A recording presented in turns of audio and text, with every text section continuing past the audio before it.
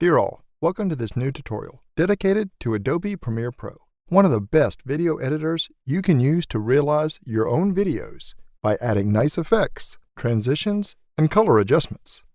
In just 12 minutes, you're going to see everything you need to learn to start using it straight away.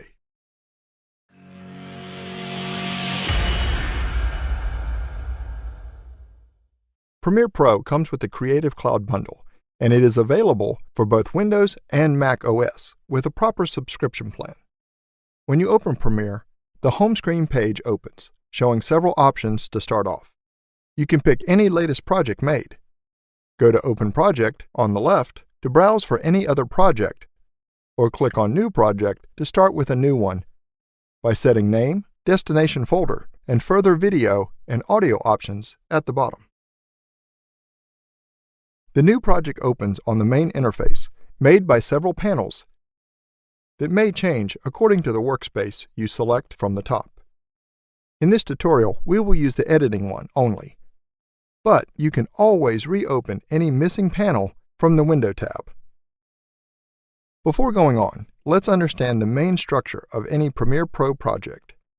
Each project is made by several sequences, such as independent pieces of video created by combining pictures, videos, and audio files together within a timeline view made of tracks in time.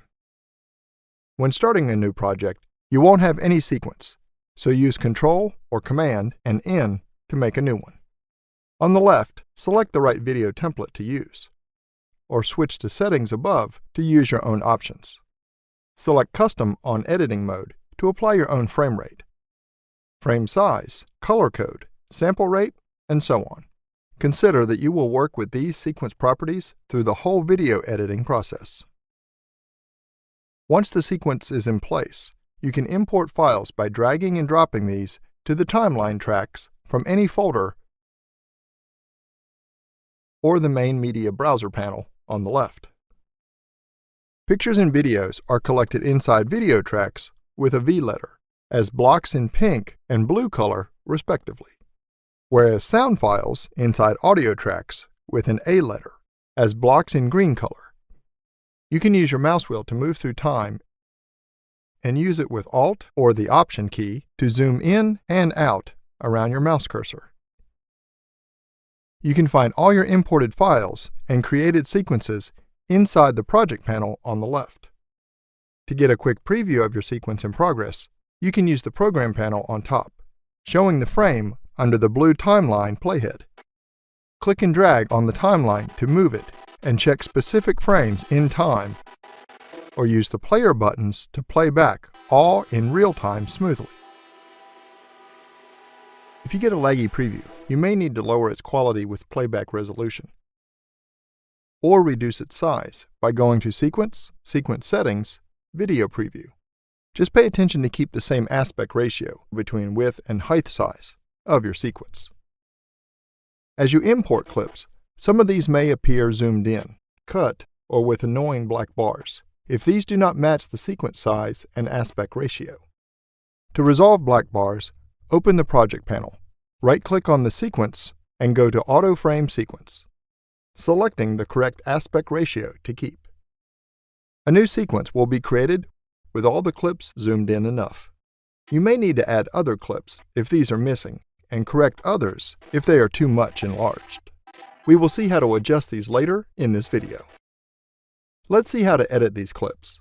Enable the Selection tool on the left, and click on any clip to select it and drag it to move it in time or in another track. Video frames and audio are always moved together, unless you right-click on these and go to Unlink to make them independent. If clips overlap, the preview shows the clip on the top video track in front of all the others in lower positions.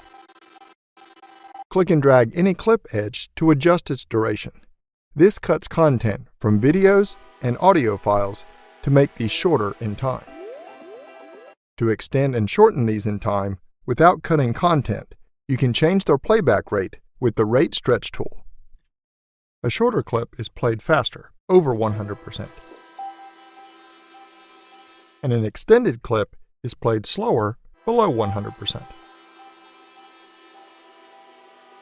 whereas enable the razor tool and click on the clip to split it. You can cut, copy, and paste any clip by selecting it with the selection tool and right-clicking on it.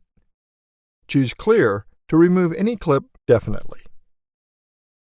Make sure to use Control and Command and Z to undo if you make any mistake. You can also open the History panel to go backwards in the list. On the left, you get several options for each track. The I button hides and shows content from the video track. Use M, Mute, and S, Solo buttons to mute or solo the audio track, and the Record button allows to record from any microphone directly on the audio track.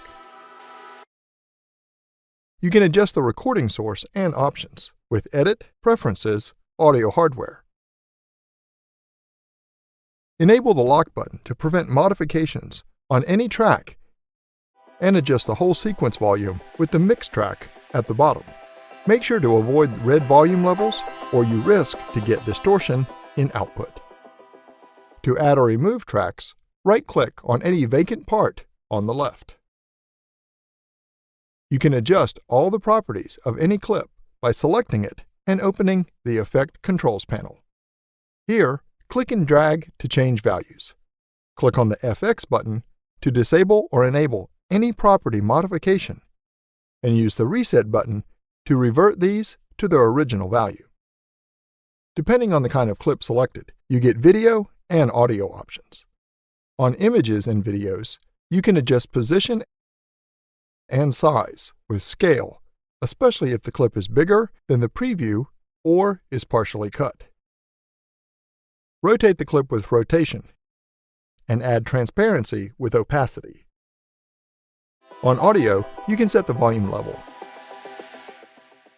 and balance the stereo channels.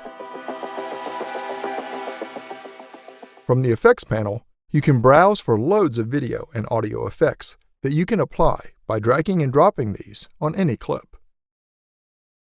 These effects get listed within the Effects Controls panel, where you can edit their properties while checking the preview. You can remove any effect. Just right-click on it and go to Clear. You can also apply advanced corrections to colors and audio with several panels on the right. Open Lumetri Color to adjust brightness, exposure, contrast, and color intensity with sidebars, color wheels, and color curves.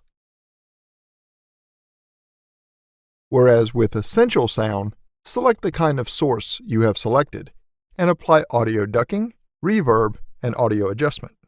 We won't see these panels in detail in this quick beginner tutorial. From the Effects panel, you can also add video and audio transitions by dragging and dropping these on any clip edge or between two adjacent clips. These allow to change the video content with smooth and nice effects. Click on the transition name to select it and drag its edges to change its extension. The longer it is, the slower the transition effect is. You can also open the Effects Controls to adjust its properties, and right-click on it and go to Clear to remove it definitely. With Premiere, you can also drop vector drawings and pieces of text. Enable the rectangle and the ellipse tool, and click and drag on the preview to drop regular shapes. Whereas use the pen tool to make your own drawings, dropping straight sides as you click on the preview and custom curves when you click and drag, following the Bezier technique with tangent handles. In addition, enable any text tool to drop horizontal or vertical text. Click and drag on the preview to define a text contour and type within it. All these shapes and titles are collected within a pink clip that can be moved and edited just like other clips. You can also enable the Selection tool to move, scale, and rotate these objects within the preview. Whereas open Effects Controls to adjust fill and stroke appearance. and also the text font, style, size, distribution, and color. You can also use the Essential Graphics panel to adjust all these properties as well, all collected under Edit. You can switch to Browse to find ready templates to add motion titles, lower thirds, and credits. To save your project, go to File, Save As. This saves your project with all its sequences and clips within a .prp ROJ format in order to reopen and edit it anytime. Whereas to render and export your project into a video, select the right sequence and go to File, Export, Media. On the left, go to Source to crop the video as you need and trim it by dragging the white markers placed at the bottom. On the right, select the video format and the preset to use. You can also customize video and audio properties at the bottom, changing the video size, aspect ratio, frame rate, audio codec, and sample rate. Enable the check mark on the right to be sure to match the original source files. Click on Output Name to set video name and where to save it. Then go to Export to render it.